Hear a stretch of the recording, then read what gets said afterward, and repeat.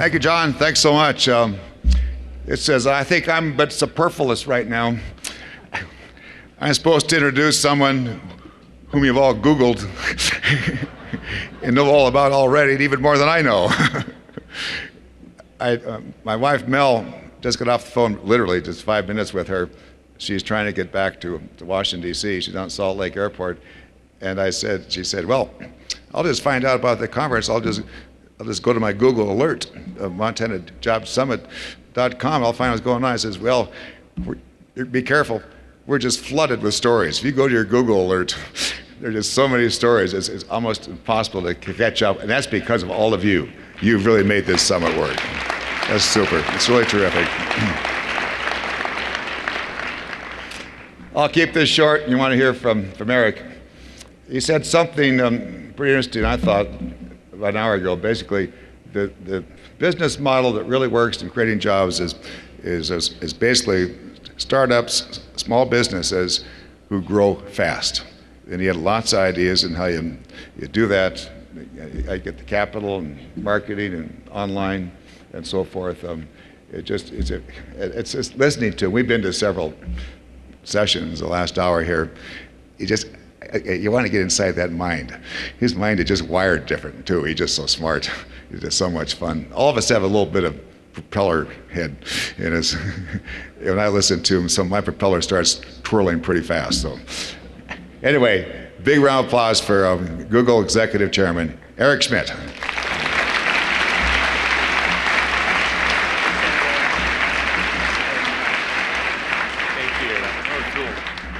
Senator. Yeah, good. Listen. Okay, good, perfect. I love Montana. I love everything about Montana. I like the people. I have a couple of houses here. I vacation in Montana, so what a welcome. And now I see why I really want to be here, which is the people who are here trying to make the world a better place.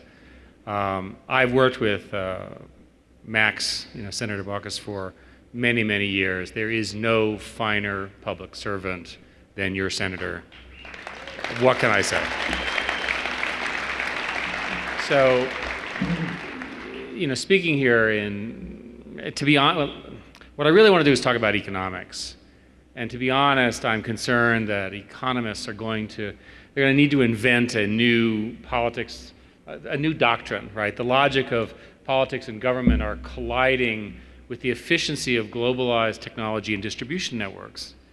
And we thought they're disrupting everything that we thought about growing local economies, right? By the way, Montana economy seems to be beating the national averages. Congratulations. Statewide unemployment is less than 6%.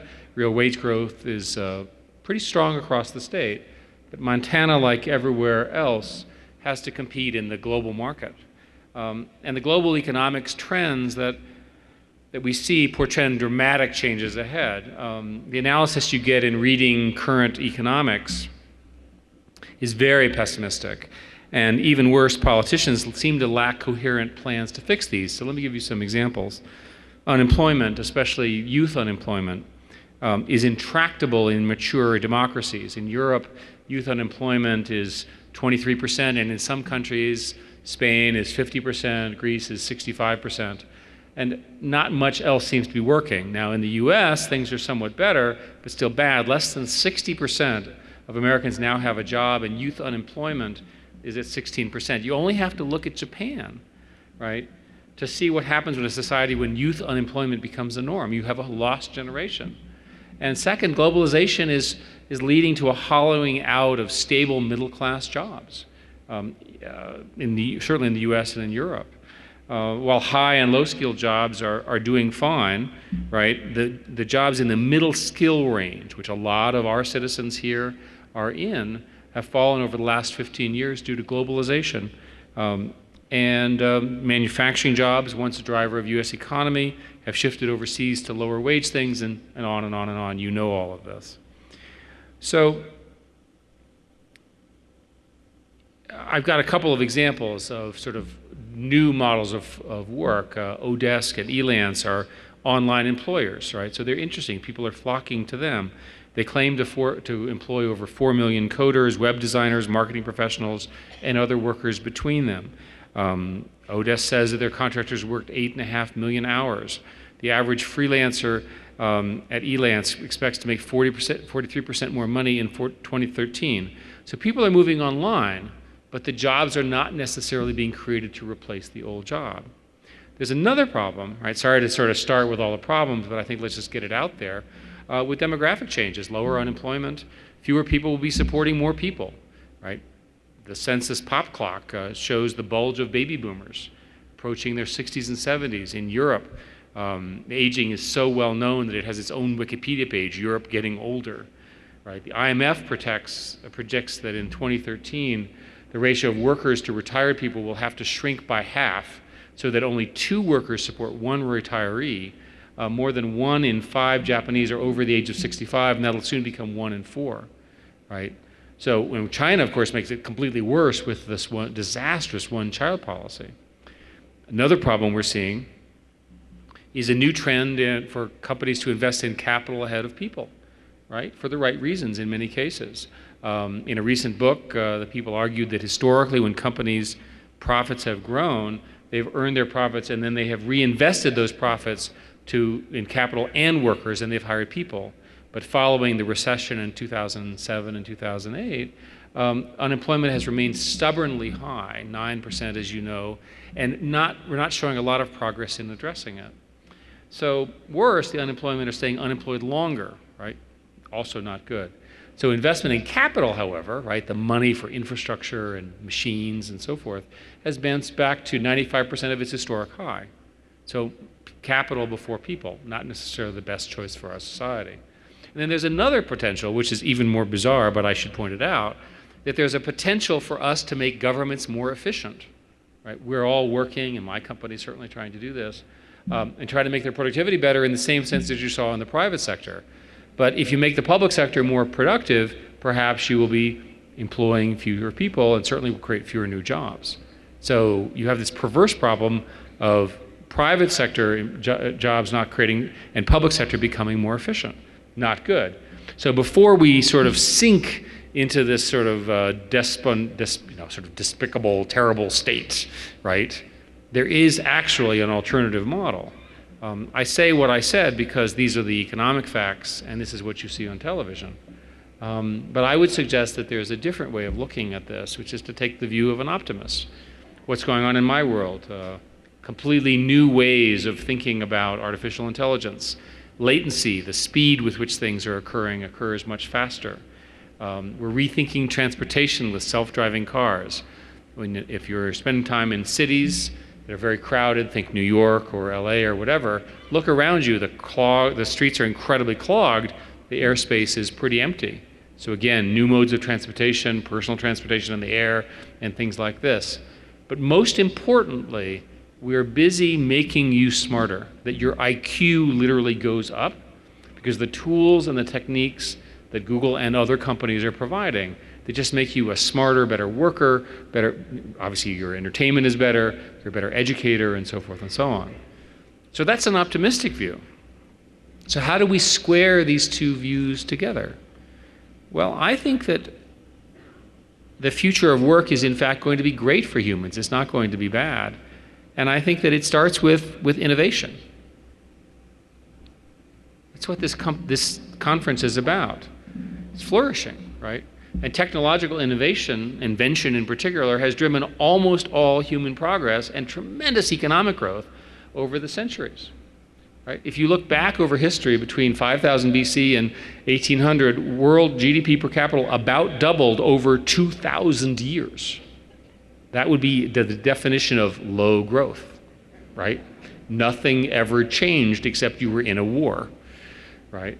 But in the last 200 years, with the start of the Industrial Revolution, per capita GDP has gone up by a factor of 33.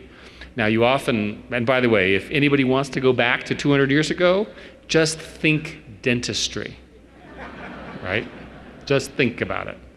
Now people are always saying, oh, you know, it's different today and so forth and so on. The technology is reducing the need for human unemployment, but that's not just borne out by the facts. over the course of this last day, you've had a chance to hear from shining examples, right, of what a friend of mine, Hal Varians, calls micro multinationals right here in Montana. Right. In fact, I just met with a whole bunch. These are people who are based in Montana who think that their market is the globe. They didn't even start with the country. Right. This is exactly the kind of thinking that I want to see. And these successes, you don't have to be just a city or a state. You don't need to be a tech hub. You can actually use the technology where you are, right? With a combination of broadband, which you all need to improve, especially for rural areas, especially for people who are sort of far from the cities here in Montana. But even small companies in remote parts of the web are using the web to grow. I mean, that's how profound this is. And as these small micronationals grow, they raise local demand in Montana for other jobs, right? So there's an Italian economist whose name is Enrico Moretti, who's found that for each high-tech job, 5 additional jobs are created outside the high-tech center in the city or the town, both in skilled occupation, these are lawyers and teachers, nurses, but also unskilled ones, waiters, hairdressers, what have you. And second, technology will continue not just to create more jobs, but better jobs. Imagine a 19th century worker or even an early 20th century office worker walking into the office of a Silicon Valley office today. They didn't do any of the instant access to communication, they didn't use computers and so forth, the writing of code. It's always hard for us to imagine the big changes that will come because of the infrastructure that we're building here, right? Because our minds are linear, we sort of extrapolate from what we've seen. But the history in my industry, and I think in others that are disruptive, is literally it changes everything. Right? When was the last time you didn't take your cell phone to a meeting? 1990, because that's when they were invented, right? You forget you were alive then. Okay, you get the idea. But there's no reason to suppose that what we describe as work today will be the primary form of work tomorrow. The changes that we're seeing now are really about the rise of network power and the rise of computing. Network intelligence brings many, many things. And computers get much, much better at answering general questions. We say general task intelligence increases alongside task-specific intelligence, how we describe it. So this notion of smart computers can seem sexy because we think of computing as creating a reduction of labor. And sometimes, of course, it does. But more often, it's a collaboration of labor, right? You and the computer doing something together, you being more productive. Whenever you talk about economics, it's sort of a rule that you have to quote Adam Smith. So the title of The Wealth of Nations, 3rd chapter, is that the division of labor is limited by the extent of the market. Adam Smith was talking about specialization in jobs. But the core issue, he's still right, that the core issue of globalization is there's no other planet that we can go conquer, right? We can't go create the job somewhere else and move the unemployed to that planet. We've got to build the current model and make it into this new model, or the current model of specialization will in fact fail because the pessimists will be proven right.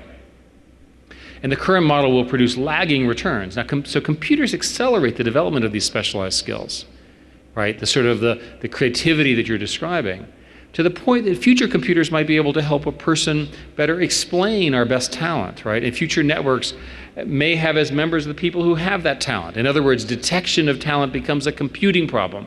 The computer can say, these people really are better. Go hire them now. Get them to Montana, we need them here. And we'll still need people in lots of other ways. Planes will still need pilots for all sorts of good reason, but airplanes are safer because of the computers that are in them. The elderly still need caretakers, right? Those carers are just much more effective because the automation and monitoring and equipment that they use. Computers helping us optimize our skill sets so that we can retrain and get better jobs. And I think this is incredibly important. Technology and innovation can help reverse the decades of ever longer and harder work that's placing such a strain on families and in particular young moms today. So when I look at this, I say that the knowledge economy has led to longer work hours in much of the developed world, and some say has reduced to human connectedness by putting us in front of screens rather than other people. My prediction is that the knowledge economy is likely to be replaced by a much more nuanced version of human-centric, creative, and caring economies. That this collaboration between us and computers is going to produce new work, especially right here. Now, there's a lot of data to suggest that this existing creative economy has adapted quite successfully to the first phase of digitization.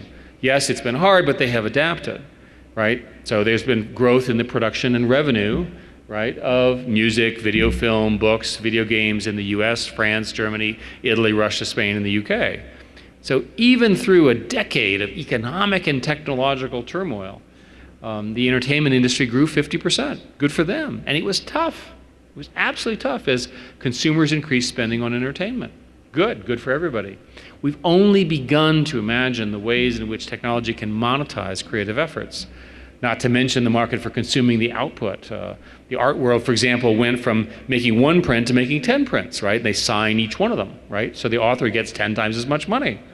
So technology will ultimately, for example, allow you to price a live stream event different from an event that you attend, and other limited edition kinds of viewings.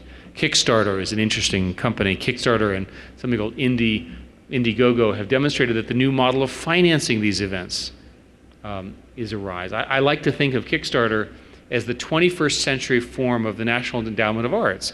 Here's a creative thing I want to do. I want the community to fund me, and you're out there in the marketplace competing based on the quality of your work, the quality of your ideas, right? Artists can seek these grants to finance their creative pursuits.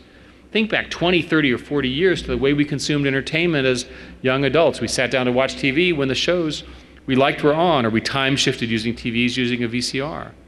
But if you wanted to be a creator, you had to be discovered by a talent scout or an agent. Today, young people can watch what they want when they want. They never know anything different. And would-be entertainers have a potential audience of, well, the whole world through YouTube and other solutions.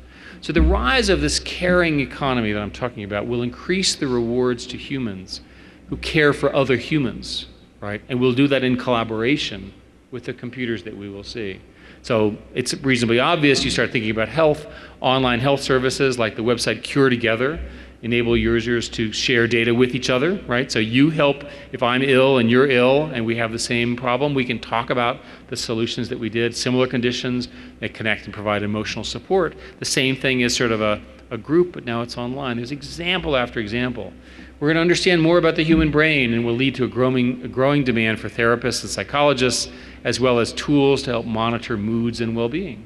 Educators, recent research shows that students do well in a flipped model. I'm on the board of something called the Khan Academy, which is doing this, meaning that they observe lectures online, but then they collaboratively do the homework with other students. Can you imagine that?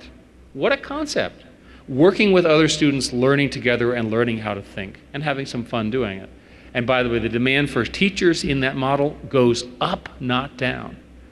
So I'm telling you that the jobs we'll be doing in the future will be more fun, right? They'll enable us to connect with other people more than we do today, and that the creative energy that we use will be so unique to us, will be forever. So I have one final point on job growth and technology. To create these jobs that are rewarding and fun, we need new businesses, right? Recent economic research, and I want to emphasize this to everybody here, has shown that new jobs, net new jobs, come from new firms. And it turns out that new firms that are showing a very healthy rate of growth as the internet lowers barrier to everything else. It's important to distinguish between new firms and small businesses. There are many, many small businesses, and they're honorable and so forth. They're not growing. Big businesses also don't net grow. They're not the same thing. Conventional wisdom is that these small businesses are the source of this new job creation. But it turns out when you control for firm age, it is the fast-growing new companies, right? So what does that tell you, right? You need to be fast-growing in a new company if you really want to solve the job problem. Net new jobs are not created by small businesses, but by new businesses, and in particular, fast-growing ones. This opportunity, as we're seeing more and more entrepreneurialism and risk-taking than ever, with the internet making it easier and easier and easier. We were talking to one woman who was proud to say that she started her company on $400 using some Google products. Right, does not make a better day for me. The fact of the matter is, think about how inexpensive that is. So if policymakers, and I want to sort of deliver a pretty strong message to policymakers here in the room and in the media, if you want to actually solve this problem, you have to have policies that enable new business creation and entrepreneurship, and then we can, in fact, solve this unemployment problem. Think venture capital-based businesses to the max, or venture capital-like businesses. Now, this is hard, of course. It means encouraging disruption. Right? So in the American political system, the disruptors are not at the table with the incumbents. The incumbents have all the lobbyists, the laws are written, it gets very difficult to disrupt. But if you can promote risk-taking, politicians can stimulate growth. We're not doing that enough. America is well positioned to lead here, we're not doing enough. So what are some examples, right? Create some incentives for high-risk investment, tax capital gains at a lower rate, right? Because capital gains are part of that sort of return. Don't make failure a stigma, right? Many of the most successful entrepreneurs in my world failed once or twice, right? There are countries, Germany is the most obvious example, where business failure can put you in jail. That's a serious disincentive to taking risk, right? Like, as nice as the jails are, don't want to go there, right? You get the idea. So if things like this get in the way, and then figuring out a way to make communities of entrepreneurs share best practices and support each other, right? So welcome global trade, welcome global competition with open firms. So here you are and you say, Montana's doing great, we won't have any competition, we won't meet with anybody, we're going to ignore the rest of the world. Well, what's going to happen is they're going to run ahead of you and then you're going to be in trouble because you won't be competitive. You've got to remain globally competitive. In order to do that, you have to avoid the protectionist instincts, which of course we all have, and they only reduce risk for your local economy, but they hold you back. And over the long term, you're in big, big trouble. So I want to finish by saying that it's obvious to me that innovation is the only solution to global growth. Right? This has always been true, and it's truer now than ever. Technology will take things that we know as jobs today, right, creating new opportunities for jobs of humans tomorrow. And the only way to succeed is going to be on scaled network platforms, the kind that I'm talking about. There will obviously be creative destruction in the short term, and in that as more businesses are expected in the network, mediocre ones will be rooted out. Well, welcome to capitalism. But the consequence will be more global economic growth and more job creation in the long term.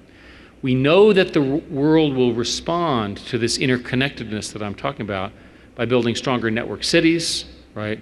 And that people who don't do this will have to specialize further to remain relevant. What I would like to be able to say to you is that I believe that it's the same truth for joblessness, that the majority of job creation will be within these networks, these trading networks, the platforms that you all are trying to build, and that the impact of technology on all of this is net positive. I can't prove that yet. To finish, let me just say that you're at the beginning of a real opportunity to drive the state forward. You've done a great job getting through the last 5 years. You have all the right seeds, if you will. You have the right attitude. You're well positioned, and with a few policy changes and a little bit of luck, it's going to be a great decade for Montana. Thank you so much.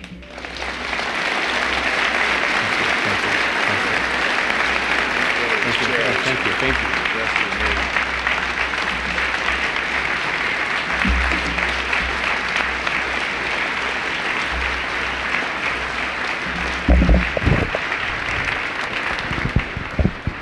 Thank you, Eric. Thank you very, very much. I think, Senator, you have the most fun state of all. I do, no question. You lucked out in the State Department. I won the lottery. Out of the 50 states, you got the nicest one. I won the lottery. It's a great state. Good, wonderful, super. As I was listening to you, I was trying to think how we reward risk-taking. What we do, whether it's in schools, and homes, college, public policy, because a lot of people, understandably, have a hard time taking risks. You know, they're comfortable, they kind of like what they're doing, or don't see any other options.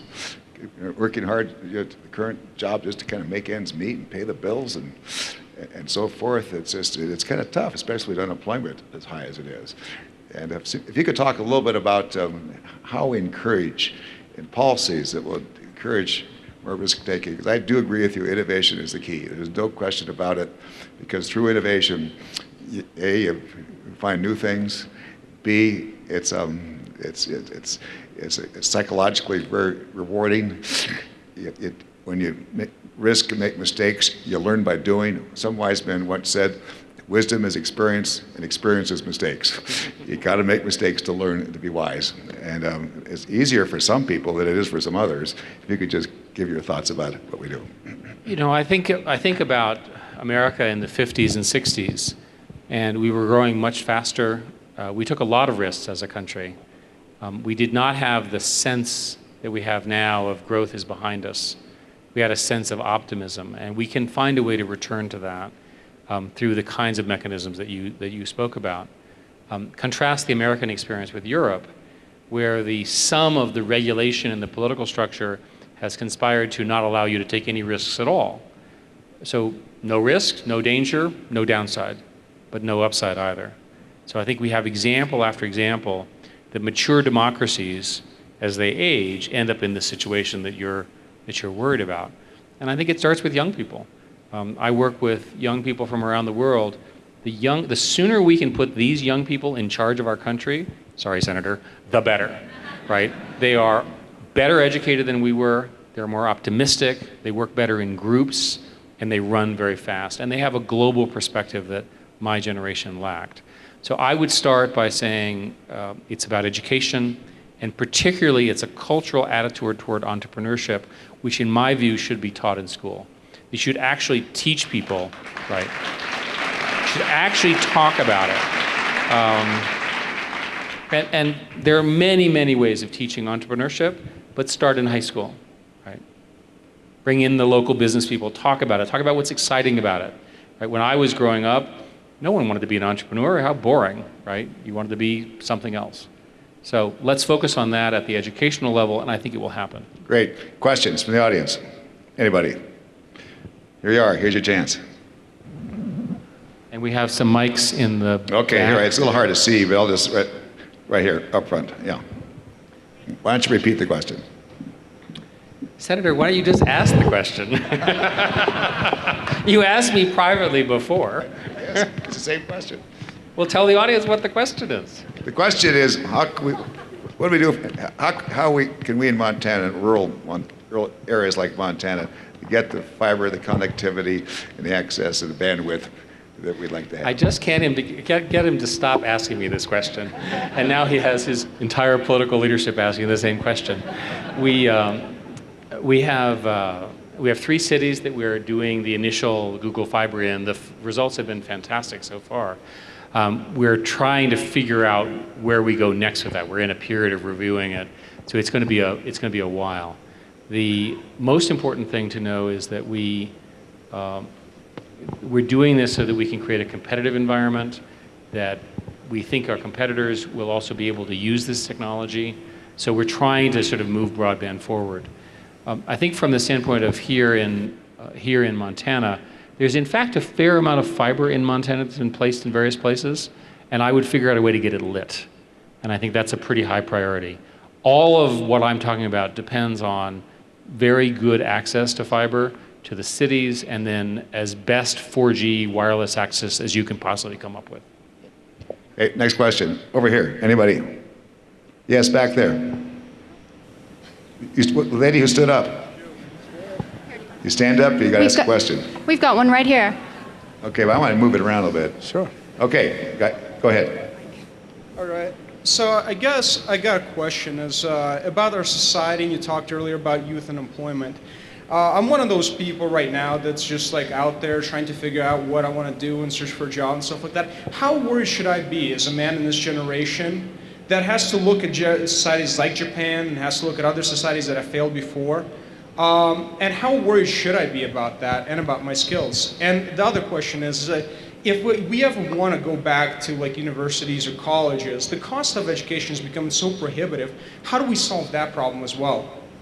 So the good news is if you have a proper internet connection, based on the previous conversation, you can use something like the Khan Academy to improve your skills.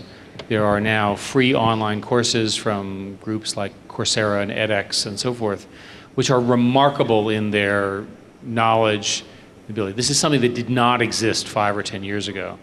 So you're obviously, by your question, a pretty motivated guy. And so I think you can probably start from there. Yeah. I worry about the people who are not so motivated, right, who don't get up and push and so forth. I worry they need some leadership, they need some help. The countries that you're describing have various ways in which they move these people forward. We don't seem to have that in America. If you look at Germany, for example, they have a very, very strong technical training program that starts in high school. We don't have the equivalent. Our community colleges are underfunded and need more attention, and the Senate has been working on that. Mind if I ask a follow-up? Sure, go ahead. Just real quick. So I am doing that right now. Like, I'm studying programming using MIT OpenCourseWare and all these other kind of sort of things. But how do I get society to acknowledge my skills? Because I know, like, from reading history, like, you look at great minds in America, like Nikola Tesla. At one point, that man was digging ditches in New York, and he becomes one of the greatest minds in America. So how do we convert that knowledge into something useful? Well, again, without knowing your specific skills, I would start by trying to build an interesting Android app to do something powerful, because that's something that you can do. I'd tell him to go to San Francisco. No, because see, I don't think he needs to go to San Francisco. I think he can do this right here. There's every reason to believe he has everything he needs to do it right here. Thank you. Yes, sir. Hi. When Kleiner Perkins, Caulfield, and Bayer assisted Google in moving forward in the late 1998, what steps have, or what industries, since Google has been on and has been assisting the world, would Google be interested in working with the construction industry of Montana to build a national global network that would create about 40,000 jobs in Montana? The Contractors Information Bureau. I'm telling you this because Kleiner, Perkins, Caulfield, and Bayer, Trey Vassalo contacted us 10 years ago. And it took 10 years to build the infrastructure, 7 here in Montana. And we're curious, how do we get to work with Google to enhance the construction industry here in Montana and abroad in order to create a global marketplace? There's a tremendous amount of activity now, the construction industry, on sort of electronic markets, e-commerce, and the use of mobile devices. So I would start with saying, what am I selling? What are my plans? I would use Google Maps as all part of that, and I would use that as a marketing activity. So I would start with all of those tools. Construction is crucially dependent upon the capital cycle and the political will to invest in these areas. I think everything that you guys are doing that tries to sort of wire up the world, use existing rights of way, is stuff that we're in favor of and interested in. Well, could we share something with you? Give it to Mystique, who's right next to you. Thank you. Okay. Thank you very much. Okay, over here. Hi, Mr. Schmidt. I had a question. Traveling around the state, there's a lot of talk about wages, especially in the high-tech industry, and trying to keep up and keep our best developers and high-tech folks from heading to the coast where they can get paid better. And a lot of companies subscribe to the notion of a sort of a luxury tax for all the amenities that we do have and the quality of life in Montana. Therefore, maybe they don't need to pay at the same rate as their cohorts on the coast. What's your opinion of that? You know, I think there are lots of reasons to want to stay here. The quality of life, your friends, your culture, your family. So it's not obvious to me that the decision to go for a higher paying job at a much higher expense area is such a good idea. It depends a lot on the very specific thing and a lot about the kind of work. But I think that my testimony here and what I've seen so far in my visit today and the other people in the time I've spent in Montana, there's plenty of good technical work here that's interesting and scalable and can be globalized. So I understand the question. I'll let the market sort that out. But I'm a person who believes that there are plenty of places and plenty of smart people everywhere. And there's lots of them in Montana because I know them, right? There's every reason to believe that through the meetups and developer conferences and so forth, that you can build a vibrant community here that's really exciting for programmers. Thank you. Okay, I'm going to ask a question. I was struck, a book I read recently by E.O. Wilson, Harvard etymologist, how he believes that Darwinism, individual natural selection, is both individual and group. And you talked about a caring society. it rings true. Absolutely. And if you could just expand a little on that, please, I think that would, Well- that's, 'cause I think it's a concept that it's important because a lot of people think we're just going to deluge and overload it with information which is so individualized, not recognizing the other side of human nature, natural selection as a group as well as individual. It's interesting that people always assume that it's dog eat dog and that we were evolved as warriors. But in fact, the science says that there's something called reverse altruism, that basically we are naturally altruistic, that we are programmed genetically to do that. And I think you see example after example of people who don't necessarily seek their own self-interest, they seek their interest for their tribe, their family, the people that they care for. This is a uniquely human behavior. It's not something that computers are going to replicate anytime soon. And I think it's fair to say that the growth in the caring and creative industries, which I highlighted in my talk, is where a tremendous amount of investment is going to go. And not just in healthcare, but in many, many other things. Questions? Come on now. This is Eric Schmidt. This is Google. Yes, here we go. Here we go. The question is, are software patents a good thing or a bad thing? Speaking as a person who has a software patent, I like mine. There's a problem with software patents that there were an awful lot of them given out in the sort of 80s and 90s, including mine, by the way, which look like they might have not been very well sourced. And we're busy in our company invalidating patents that were granted in that period by prior art, which is how patents work. I had this suggestion, I met with the patent office and suggested that, well, what you could do is you could just crowdsource it, put out the patent and say, is there any prior art? That's how a computer scientist thinks about it. And they said, that's a brilliant idea, except it's completely illegal. So bad idea, Eric. So it looks like software patents are here to stay, but we've got to have a little bit more of a rational conversation about the purpose of these patents and how many there are. One of the bizarre aspects of the current patent wars, which Google is one of the sort of largely defensive players in, is that it's almost impossible for somebody in the US to create a completely new phone system. You literally cannot get all the patents that you need in order to do that. Now that may be good for Google and good for Apple and RIM, which is a Canadian company, and a few others, but it's probably not so good for innovation. You worry about that. Well, Senator, you actually have worked pretty hard on early education. You want to talk about that for a sec? Well, once she had 2 daughters, just explain. They want to hear from you. They've heard from me for 36 years. They want to hear from you. Repetition does not spoil the prayer. That is true. The question had to do with the gentleman has 2 daughters, and my thoughts or our thoughts about education. And I think there's a bunch of comments. I think the first is that the educational system in America has largely evolved as a monopoly with a particular consensus or how it's done. There's been relatively few really alternative models.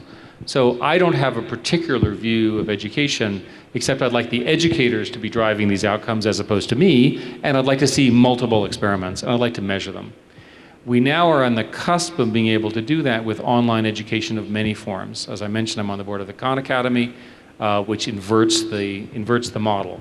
That might work. The early evidence is that it produces better returns than traditional classrooms, especially for remedial students who tend to get lost in traditional classrooms. We need 100 such experiments. In college, the collegiate system, which has served us well and served me well for sure, has not really changed in 100 years. So let's take an attack at that. Let's try some new things with, as I mentioned, edX, Coursera, those sorts of things. And I'd like to do all of those. I think the future for your 2 daughters is very bright. One is because they have you as their dad.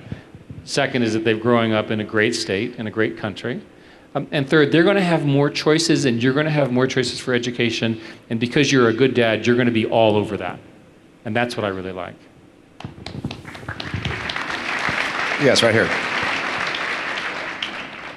The question of what would my moonshot be, for me, it would be education. The simple answer is that there's roughly 10% in more analytically educated Asian students than there are US students. That gap, given the number of Asian people, is ultimately very bad for America over a 50-year period, and I'd like us to attack that. Okay. Yes, right here.